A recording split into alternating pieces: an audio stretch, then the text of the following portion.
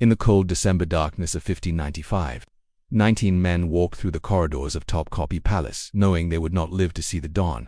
They were not criminals. They were not traitors. They were princes of the Ottoman Empire, sons of Sultan Murad III, and their only crime was being born into the wrong family at the wrong time. Their brother Mehmed had just ascended to the throne, and Ottoman law was brutally clear. To prevent civil war, the new sultan must eliminate all potential rivals to his power. What followed that night was the most efficient mass execution in royal history. 19 imperial princes strangled with silk bowstrings in a single coordinated operation while their brother sat on a throne still warm from their father's body. This wasn't murder. This was policy. This was the law of fratricide, and for nearly 3 centuries it turned every Ottoman succession into a nightmare of blood and silk, where brothers who had grown up together, studied together, played together as children became mortal enemies the moment their father's heart stopped beating. The practice began with a legal decree so chilling in its pragmatism that it takes your breath away. In the late 15th century, Sultan Mehmed II, conqueror of Constantinople, issued a decree that would define Ottoman succession for generations. The exact words preserved in imperial records read, "Whichever of my sons inherits the sultanate, it behooves him to kill his brothers in the interest of the world order." Most of the jurists have approved this. Let action be taken accordingly. Read that again. Most of the jurists have approved this. The Ottoman legal establishment, the religious scholars, the judges who interpreted Islamic law, they looked at the systematic murder of innocent princes and declared it not just permissible but necessary. The reasoning was coldly logical. The Ottoman Empire stretched across 3 continents, controlling territories from the gates of Vienna to the deserts of Yemen. A disputed succession could tear the empire apart, could lead to civil wars that would kill thousands, could invite foreign invasion from enemies constantly watching for any sign of weakness. Better to sacrifice a handful of princes than risk the stability of an empire that millions depended on. Better a few deaths than a war that could destroy everything their ancestors had built. But the law created a horror that no amount of political calculation could justify. Imagine being an Ottoman prince, growing up in the luxurious apartments of Topkapi Palace, receiving the finest education, learning military strategy and statecraft, studying poetry and philosophy, all while knowing that the moment your father died, you would either become sultan or you would be executed by whichever brother reached the throne first. There was no middle ground, no exile, no mercy, no possibility of living a quiet life away from politics. You would rule or you would die, and the decision would be made not by anything you had done but by pure accident of birth order and political circumstance. The psychological impact on these young men was devastating. Ottoman princes developed a paranoid hypervigilance that modern psychologists would recognize as a trauma response. They learned to trust no one, not their tutors who might be spies, not their servants who might be assassins, not even their own brothers who might someday give the order for their execution. The most heartbreaking aspect was how close these brothers often were as children. Palace records and memoirs describe princes who were inseparable as boys, who studied together under the same tutors, who competed in archery and horsemanship, who wrote poetry for each other and shared their dreams of the future. But as they grew older and their father's health began to fail, the atmosphere would change. Conversations became guarded. Friendships cooled into formal politeness. Every interaction carried the weight of future possibilities. Would this brother, who once taught you to ride, be the one to order your death? Would you be forced to kill the sibling who comforted you when your mother died? The law of fratricide didn't just claim lives, it poisoned relationships, corrupted love into fear, and transformed family bonds into deadly calculations. The execution method itself was carefully designed to maintain a fiction of dignity while ensuring swift, certain death. The chosen instrument was a silk bowstring used because Ottoman law prohibited the spilling of royal blood. The logic was grotesque. You couldn't stab or behead a prince because that would dishonor the imperial bloodline, but you could strangle him as long as you did it properly. Professional executioners, called the mutes because they had their tongues removed to ensure they could never speak of what they witnessed, would enter the prince's chambers in the dead of night. The prince would be held down while the bowstring was looped around his neck and pulled tight. Death came within minutes, sometimes faster if the executioner was skilled, sometimes agonizingly slow if he wasn't. The bodies were then washed, dressed in fine clothes, and buried with full ceremonial honors in the imperial tombs, as if the murdered princes had died natural deaths rather than being systematically eliminated by their own family. The succession of Mehmed III in 1595 represented the law at its most horrific extreme. Sultan Murad III had been extraordinarily prolific, fathering over 100 children with the women of his harem. When he died, 19 of his sons were still alive, ranging in age from infants to young men in their 20s. Mehmed, the eldest surviving son and the designated heir, faced an impossible situation. If he showed mercy, if he allowed even one brother to live, he would create a potential rallying point for future rebellions. Any governor who became dissatisfied with Mehmed's rule could claim to support the legitimate claim of a surviving brother and plunge the empire into civil war. So Mehmed made the decision that the law demanded: All 19 brothers would die on the same night. The operation was planned with military precision. Teams of executioners were assigned to different princes based on their ages and locations within the palace. The executions began at midnight and were completed within 3 hours. 19 silk bowstrings, 19 princes, 3 hours.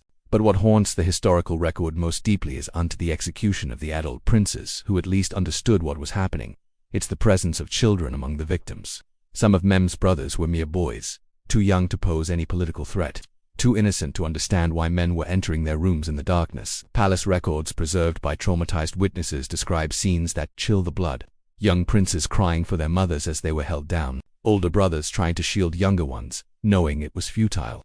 Tutors and servants ordered to leave the rooms, forced to stand in corridors listening to the sounds of struggle and then terrible silence. The executioners moved through the palace like a plague, leaving behind apartments that had been filled with life now empty except for small bodies being prepared for burial. By dawn, Mehmed III sat on his throne as the undisputed sultan, and the imperial family had been reduced by 19 members in a single night of systematic slaughter. The law of fratricide created a spiral of psychological damage that affected not just the princes but everyone connected to the succession. The mothers of princes, the concubines who had given birth to potential heirs, lived in constant terror once their sons reached an age where they could be seen as threats.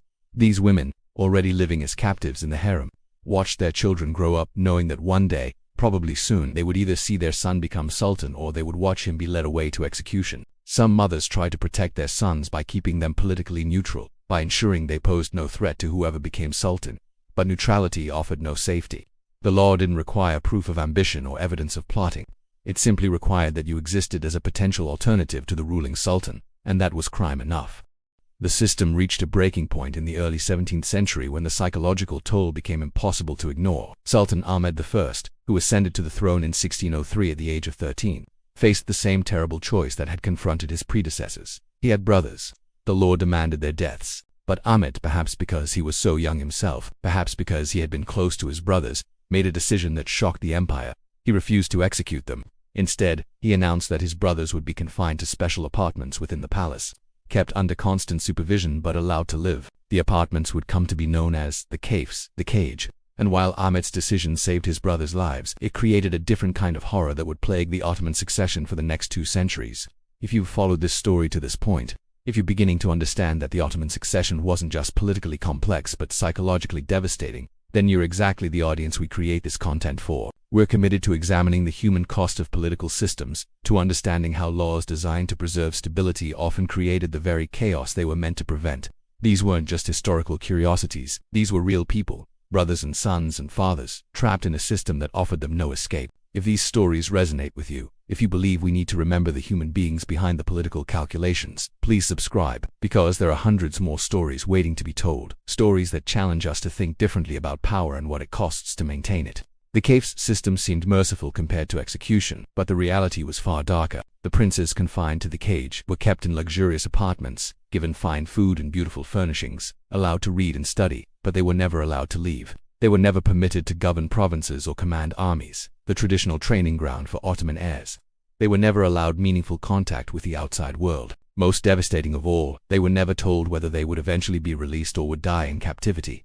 Some princes spent decades in the cage watching the years pass through barred windows, knowing that outside those walls an empire was functioning without them, that they possessed royal blood but no power, that they were simultaneously too important to kill and too dangerous to free. The psychological impact was catastrophic. Many princes emerged from decades of confinement, mentally unstable, unprepared to rule, suspicious of everyone around them. When these men finally became sultans, often because every other potential heir had died and they were the only option remaining, they brought with them the trauma of imprisonment and the paranoia of survival. Ibrahim I, who became sultan in 1640 after spending 22 years in the cage, exemplified the system's failure.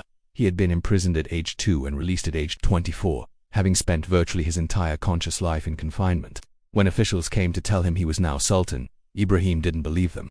He thought it was a trick, a test designed to make him show ambition so he could be executed for plotting. He barricaded himself in his apartments and refused to come out until his mother brought him the body of his predecessor to prove the throne was truly his.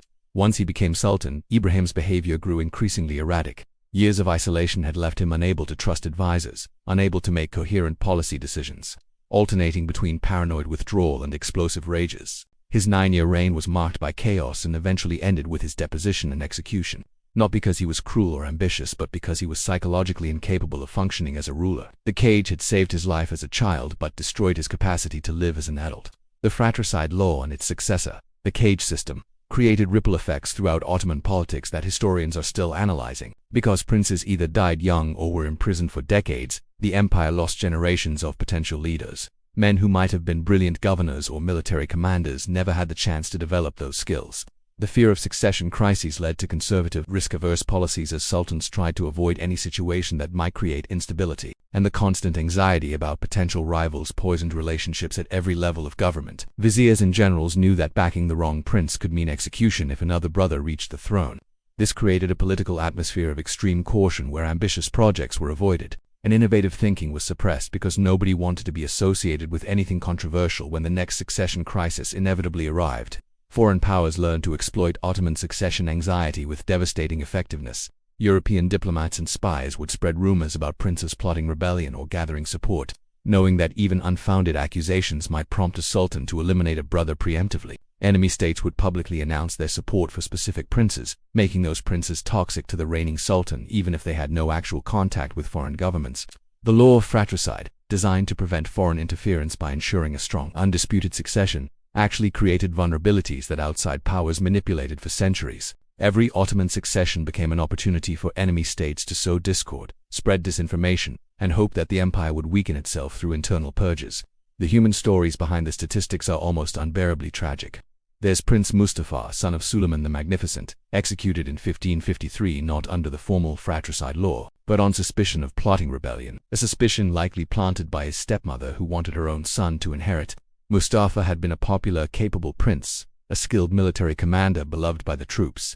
His father ordered his execution based on accusations that were probably false, and spent the rest of his life haunted by what he had done, by the possibility that he had murdered his best heir because of palace intrigue. There's Prince Bayezid, another son of Suleiman who did rebel after his brother Mustafa's execution and was eventually hunted down in Persia and executed along with his 5 sons, including children too young to understand why they had to die.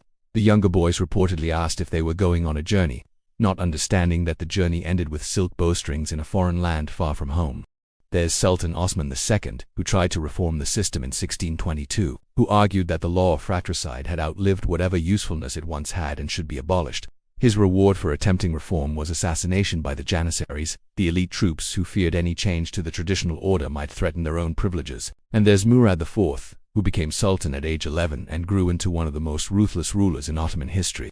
Probably because his entire childhood had been shaped by succession crises and rebellions, he executed his own brothers based on astrological predictions that they might someday threaten his rule, not because they had done anything wrong but because a fortune teller suggested they were dangerous. The law of fratricide had created a world where prophecy and paranoia became indistinguishable from prudent policy. The practice finally, officially ended in the late 17th century, though the psychological damage lingered for generations. The last mass execution of princes occurred in 1648, and after that, the cage system became the standard approach until the empire's final decades. But by then, the damage was done. Ottoman succession had become synonymous with instability. Talented princes had been lost to execution or driven mad by imprisonment. The empire had created a system so focused on preventing civil war that it guaranteed weak, unprepared rulers who often caused the very instability the system was designed to prevent. It was a perfect example of how political solutions to human problems often create new problems worse than the original issue. The law of fratricide prevented succession wars but created a culture of paranoia and mistrust that weakened the empire from within far more effectively than any external enemy could have. Looking back from our modern perspective, it's tempting to see the Ottoman succession system as uniquely barbaric, as evidence of a civilization's moral failure. But that interpretation is too simple and too comfortable. The truth is that virtually every major empire in history developed mechanisms for dealing with succession crises, and most of those mechanisms involved violence. The Romans had their prescriptions and assassinations. The Byzantine Empire perfected the art of deposing emperors through mutilation and blinding. Medieval European kingdoms saw constant wars between rival claimants. The Mughals practiced fratricide. The Chinese dynasties had elaborate elimination systems. What made the Ottomans different was not that they solved succession through violence, but that they codified it into law, made it official policy rather than informal practice, and thereby created a paper trail that historians can trace with horrifying precision. The law of fratricide forces us to confront uncomfortable questions about power and governance that remain relevant today. When we build systems designed to maintain stability, what are we willing to sacrifice? How many individual lives is political order worth? At what point does the cure become worse than the disease? The Ottomans answered these questions by deciding that a few princes' deaths were an acceptable price for imperial stability. And for a while, the system worked. Succession was clear. Civil wars were avoided. The empire remained strong. But over time, the cost accumulated. The psychological damage spread. The system that was supposed to preserve strength became a source of weakness. And eventually, the empire that had seemed eternal crumbled, brought down not by external enemies but by internal contradictions it had spent centuries building into its own foundations. The princes who died under the law of fratricide deserve to be remembered as more than statistics in a historical footnote. They were brothers who loved each other and were forced to become enemies. They were sons who honored their fathers and were killed for it. They were potential rulers whose talents were wasted, whose lives were cut short not because of anything they had done, but because of when they were born and who their siblings were. Their stories remind us that every political system, no matter how logical it seems on paper, operates on real human beings with hopes and fears and relationships that matter. And when we build systems that treat people as expendable components in a larger machine, we create damage that echoes through generations long after the original problem has been forgotten. What do you think? Could the Ottoman Empire have survived without the law of fratricide, or was this brutal practice truly necessary for stability? At what point does political pragmatism cross into unforgivable cruelty? And how many modern political systems operate on similar logic, sacrificing individuals for the supposed greater good while we look away from the human cost? Leave your thoughts in the comments below, because these questions about power, family, and the price of stability are as relevant today as they were in the corridors of Topkapi Palace 500 years ago.